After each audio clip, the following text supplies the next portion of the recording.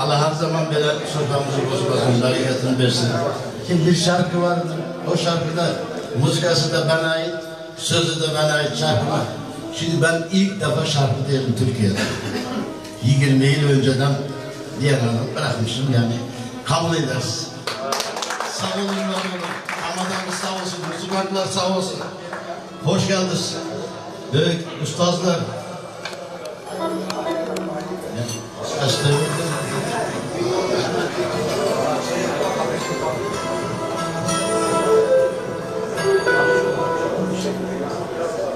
Görüşürüz diyen Türkçe şarkı var.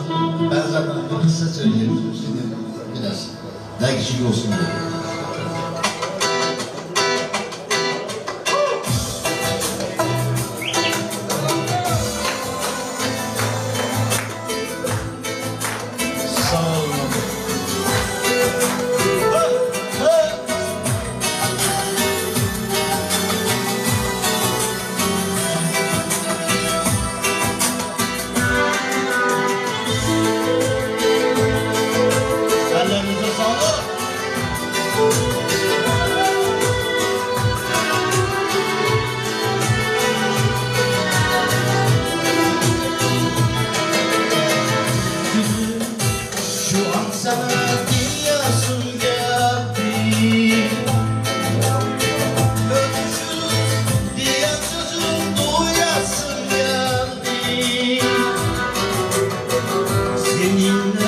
Bir ömür yürüsün geldi.